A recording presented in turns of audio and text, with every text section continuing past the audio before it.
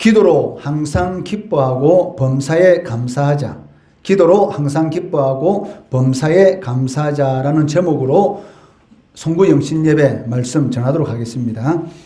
오늘 이 본문 말씀은 2022년 우리 장류 새교회 표입니다. 그리고 동시에 성도들의 바람직한 신앙생활에 대해서 교훈하는 말씀이다라고 할 수가 있습니다. 사도 바울이 편지를 보낸 데살로니가 교회는 바울 사도가 2차 전도 여행 때, 즉 AD 49년에서 51년 2차 전도 여행할 때 빌립보 교회에 이어서 두 번째로 마케도니아 지역에 개척한 교회입니다. 신생 교회이기 때문에 세워진 지 얼마 되지 않은 교회이기 때문에 신앙의 연륜이 그리 많지 않은 교회였습니다. 또한 바울 사도는 데살로니가에서는 몇 개월 정도만이 사역할 수밖에 없었습니다. 왜냐하면 그 지역에 있는 이 유대인들의 극심한 핍박이 있었기 때문에 바울은 남쪽 지역 이 아덴으로 피신할 수밖에 없었다는 것입니다. 이러한 신생교회였지만 한란 가운데서도 주님의 재림을 고대하고 꿋꿋하게 신앙을 지키고 있었기 때문에 마게도냐와 아가야 지역에 있는 모든 교회들로부터 믿는 자의 본이 되었다라고 기록하고 있습니다. 데살로니가 전서 1장 6절 7절 말씀해 보시면 또 너희는 많은 한란 가운데서 성령의 기쁨으로 말씀을 받아 우리와 주를 본받는 자가 되었으니 그러므로 너희가 마게도냐와 아가야에 있는 모든 믿는 자의 본이 되었느니라 라고 말씀하고 있다는 것입니다. 예수 믿는 것 때문에 많은 핍박을 받고 환난을 당하고 있지만 그 가운데서도 기쁨이 넘쳤다. 이것은 하나님만이 주실 수 있는 기쁨이라는 것입니다. 고통을 받고 환난을 당하는데 어떻게 기쁨이 넘칠 수가 있습니까? 그런데 영혼 깊은 곳에서부터 솟아나는 그런 성령을 통해서 이러한 기쁨이 데살로니가 교회 교인들에게 임하고 있었습니다. 그를 통해서 이 마게도냐와 아가야에 있는 모든 교회의 사람들이 본을 받을 만한 그런 믿는 자의 본이 되었다라고 기록하고 있습니다. 하지만 그 세워진 지 얼마 되지 않은 교회이기 때문에 심하게 핍박을 당하다 보면 어느 순간인가 이 신앙에 대해서 낙심할 수도 있고 원망과 불평이 일어날 수도 있다는 것입니다. 그래서 바울은 하나님께서 원하시는 성도의 바람직한 신앙의 자세가 무엇인지에 대해서 말씀하는데 항상 기뻐하고 쉬지 말고 기도하고 범사에 감사하라라고 교훈하고 있다는 것입니다. 먼저 항상 기뻐하라라고 말씀합니다. 여기 항상이라는 이 단어를 바울 사도가 사용한 그 이유가 무엇이냐면 환경에 지배되지 않는 초월적인 그런 기쁨에 대해서 말하고 있다는 것입니다. 이것은 빌립보 감옥에 갇힌 바울과 실라의 이 사건을 통해서도 우리가 알 수가 있습니다. 바울과 실라가 이 빌립보 지역에서 복음을 전하다가 이 감옥에 갇히게 되는데 그냥 갇힌 것이 아니고 이 채찍에 맞아서 끝에 이 송곳 같은 그런 날카로운 것이 달려있는 그런 채찍에 맞음으로 인해서 몸에 살이 뜯겨나가고 그 뜯겨나온 곳에서 피가 흐르는 그런 고통 가운데에서 당시 지하감옥에 갇혔습니다. 그 지하감옥, 습기 많은 그 지하감옥 가운데서 얼마나 피가 흘러내리고 살이 찢긴 그 고통은 이루 말할 수가 없는데도 불구하고 오히려 감옥에 갇힌 바울과 실라가 이 영혼 깊숙한 곳에서 솟아나는 그 기쁨으로 인해서 주체할 수 없이 하나님 앞에 찬양을 부르면서 영광을 돌렸다는 것입니다. 그럴 때에 이 지하 감옥 옥문이 열려지고 그리고 간수장이 예수를 믿게 되고 그를 통해서 간수장에 있는 모든 식구들과 그 친척들까지 예수를 믿게 되는 그러한 이 역사가 나타나게 된 것을 우리는 알 수가 있습니다. 이것이 바로 환경과는 전혀 상관이 없는 그런 초월적인 기쁨, 이러한 기쁨을 누리고 있다는 것입니다. 그러나 이러한 기쁨은 하나님을 떠나서는 절대로 있을 수가 없다는 것이죠. 여러분들이 아무리 좋은 옷을 사 입는다 할지라도 그 옷도 한 달 지나면 기쁨은 없어집니다. 아무리 비싼 신을 새 신을 사서 신었다 할지라도 그 기쁨도 한 달 가지도 못합니다. 여러분들이 아무리 좋은 집에 이사 갔다 할지라도 그것도 한 달 정도 지나면 똑같습니다. 이 세상에 있는 모든 기쁨들은 어느 순간만 지나면 다 똑같아진다는 것이죠. 그렇지만 하나님이 주시는 이 기쁨은 생수의 강우라고 표현할 정도로 우리의 영혼 깊은 곳에서 솟아나는 그러한 주체할 수 없는 그러한 기쁨이란 것입니다. 그렇기 때문에 예수님께서는 요한복음 7장 38절 말씀에서 나를 믿는 자는 성경의 이름과 같이 그 배에서 생수의 강이 흘러나오리라 라고 말씀하고 있습니다. 이 뱃속에서 이 생수의 강, 마르지 않는 그런 생수의 강과 같은 그런 기쁨이 솟아오르는데 주체할 수 없는 그 기쁨, 그것은 세상에 주는 것과는 비교할 수 없는 그런 기쁨이란 것입니다. 이러한 기쁨은 예수 그리스도를 구주로 믿는 자들에게 성령을 통해서 하나님께서 부어주시는 건데, 이러한 기쁨이 너희들에게 임하도록 바울 사도가 항상 기뻐하라 라고 말씀하고 있다는 것입니다. 두 번째는 쉬지 말고 기도하라 라고 말씀합니다. 이 말씀은 성도가 어떤 기도의 자세를 가져야 되는가에 대해서 잘 보여주고 있다는 것입니다. 여기 쉬지 말고라는 이 단어는 그 원어적인 그 의미로 보면은 밑바닥까지 이르도록 멈추지 않는 이라는 그런 의미를 가지고 있습니다.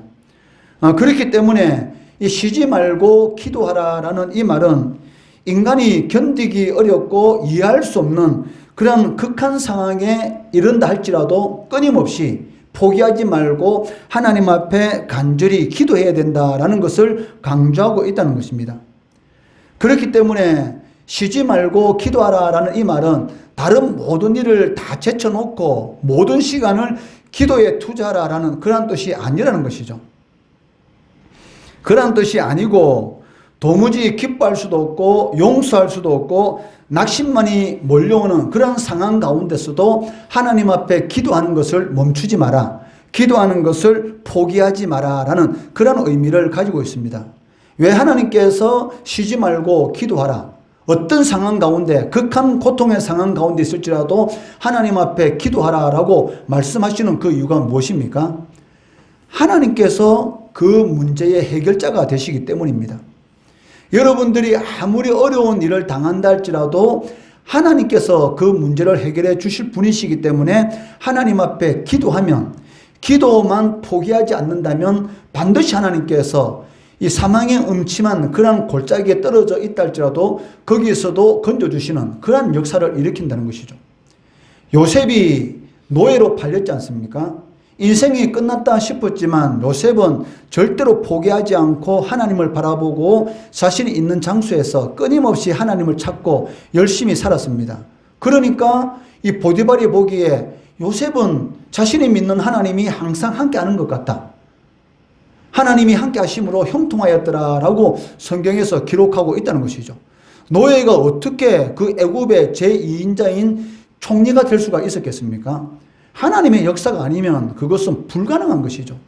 여러분들이 지금 내 자신이 보기에 별 볼 일 없고 아무것도 아닌 그런 사람처럼 보인다 할지라도 여러분들이 기도를 쉬지 않는다면, 기도하는 것을 멈추지 않고 하나님 앞에 목표가 없으면 하나님, 내 인생의 목표를 달라고 기도하고 내가 어느 정도의 능력을 갖추고 싶은데 내가 그것이 부족하면 하나님, 제가 이 정도의 수준까지는 올리고 싶습니다 라고 생각하고 하나님 앞에 간절히 기도하면 반드시 하나님께서는 들어주십니다.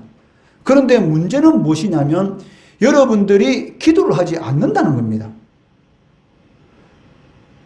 게임은 그렇게 많은 시간을 들여서 하면서도 불구하고 하나님 앞에 하루에 10분도 기도하지 않는데 어떻게 여러분 인생에 하나님의 살아계시는 그러한 은혜의 역사가 나타날 수가 있겠습니까?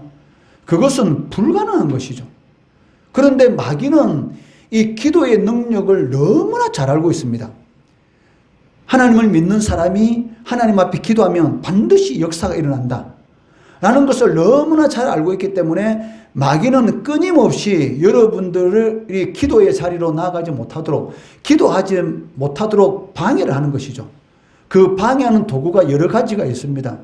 스마트폰이 여러분들의 기도를 방해하는 것이 될 수가 있고, 아니면 또 다른 TV가 여러분들의 기도를 방해하는 것이 될 수가 있고, 아니면 큰맘 먹고 기도해야지 하는데 머릿속에 끊임없이 잡생각이 나는 이러한 것들이 여러분들의 기도를 막는 그런 마귀의 이 방법일 수가 있다는 것이죠.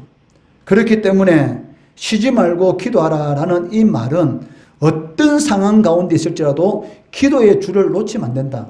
절벽에 매달리는 사람이 그 줄을 붙들고 있는데 그 줄을 놓치면 어떻게 되겠습니까? 절벽 아래로 떨어져 죽습니다.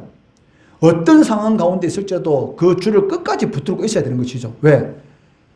나를 구해줄 수 있는 그런 구급대라든지 그런 사람이 올 때까지는 끝까지 그 줄을 놓으면 안 된다는 것입니다.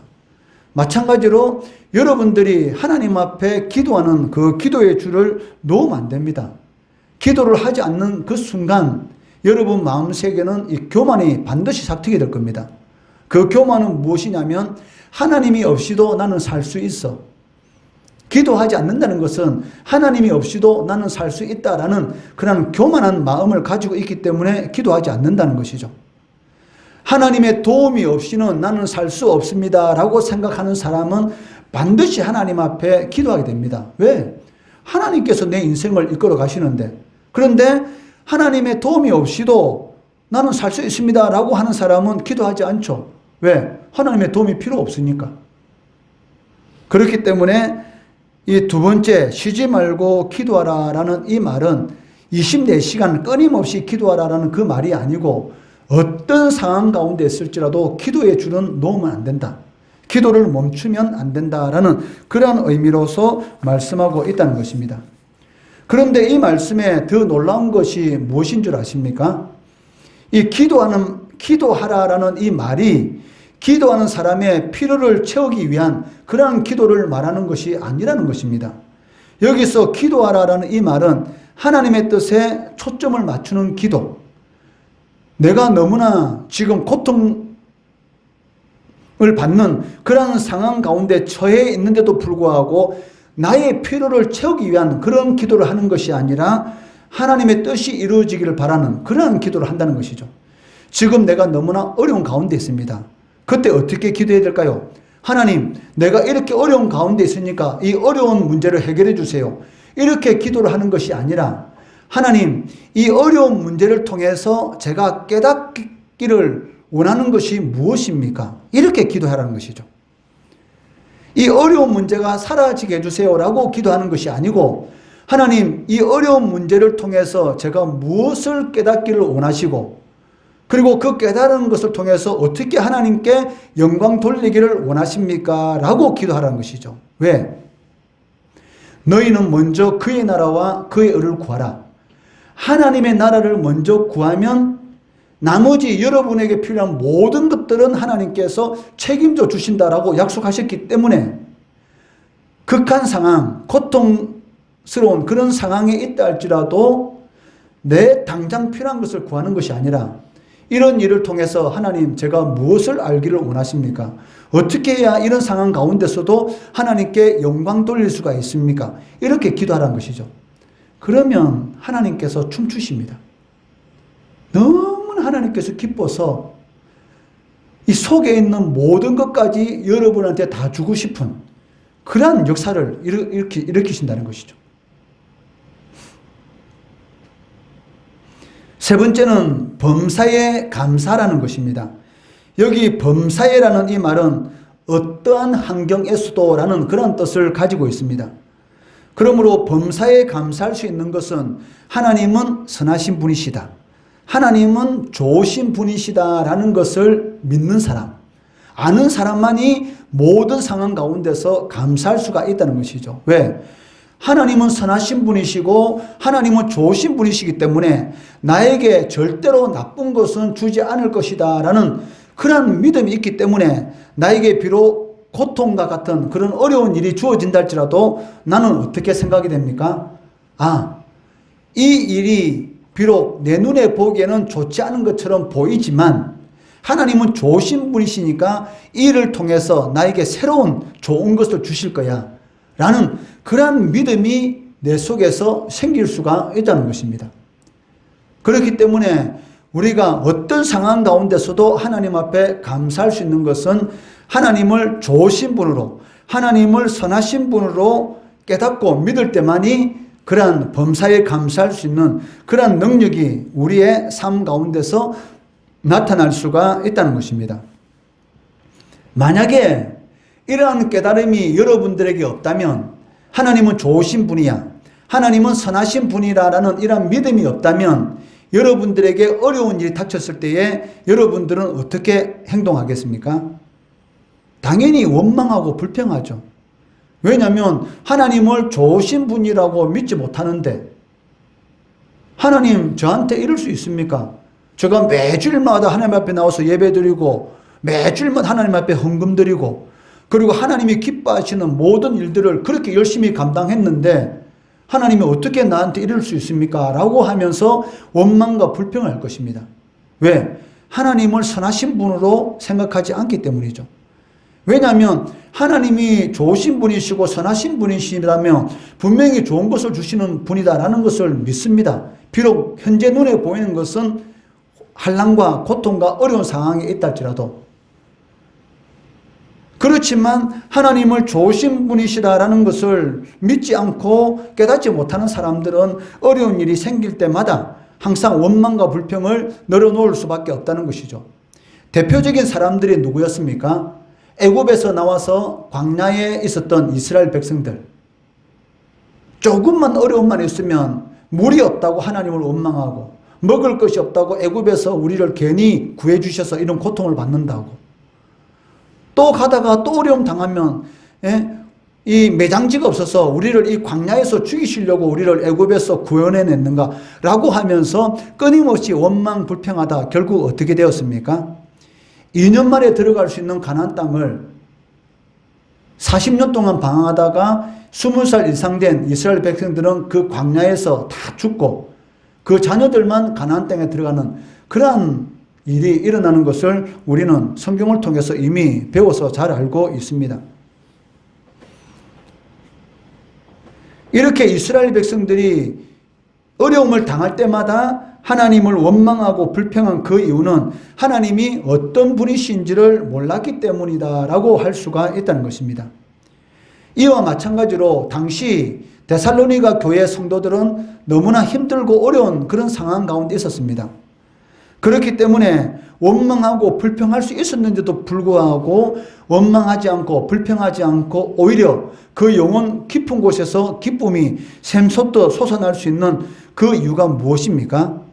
바로 이 데살로니가 교회 교인들은 하나님은 선하신 분이시다, 하나님은 좋으신 분이시다라는 그러한 사실을 깊이 인정하고 알고 있었기 때문에 그것이 가능하였던 것입니다. 사실 성도라면 하나님께 감사하는 것은 마땅한 도리입니다. 왜냐하면 성도는 하나님으로 인해서 이 땅에 존재하고 살아가고 있기 때문입니다. 하나님께서 우리를 이 세상으로부터 구별해 주시고 영원히 지옥 형벌을 받을 수밖에 없는 우리들을 천국 소망을 가지고 살아갈 수 있는 그런 은혜를 베풀어 주셨고, 또 이 순간도 하나님께서 우리와 동행하시면서 어려운 일을 당할 때에 기도할 수 있는 그런 은혜 베풀어 주시고, 아무리 어려운 일을 당하더라도 넘어지지 않도록 붙들어 주시는 그런 은혜 하나만으로도 우리가 하나님 앞에 감사해야 한다는 것입니다.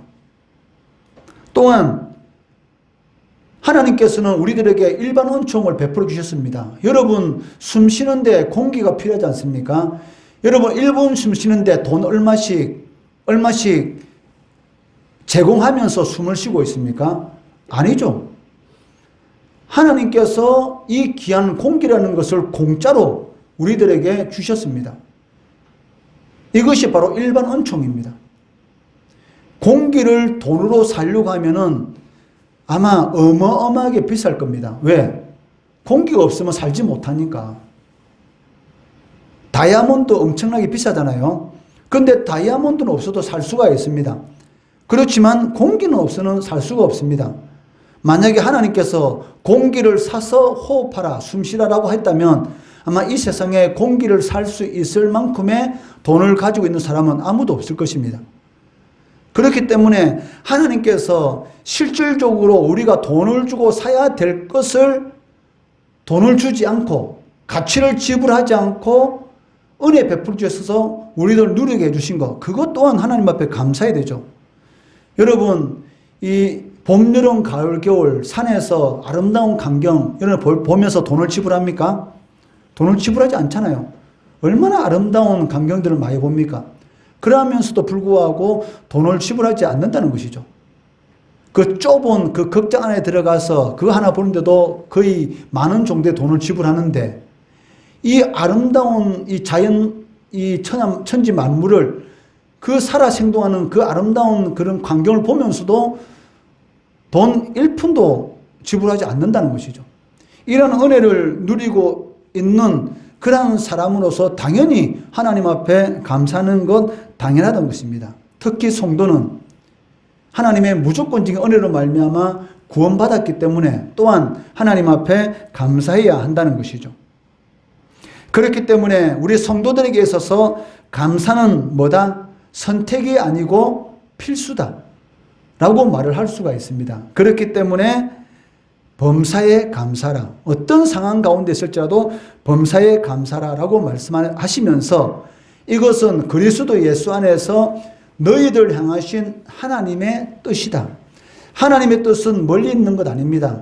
기뻐할 수 없는 상황 가운데서도 어떻게? 항상 기뻐하고, 기도할 수 없는 그런 극한 상황 가운데서도 끝까지 기도줄을 붙들고, 감사할 수 없는 그러한 상황 가운데 있을지라도 모든 일에 대해서 하나님은 좋으신 분이시라는 것을 믿고 감사하는 것, 이것이 바로 여러분들이 하나님의 뜻을 삶 가운데서 이루는 것이다 라고 말을 할 수가 있다는 것입니다. 여러분, 오늘 본문 말씀처럼 2022년 새해는 환경을 초월해서 항상 기뻐하고 견디기 어려운 상황 속에서도 하나님의 뜻에 이 초점을 맞춰 끊임없이 기도하고 하나님은 선하신 분이시다라는 것을 믿고 범사에 감사하는 여러분들이 되기를 바랍니다.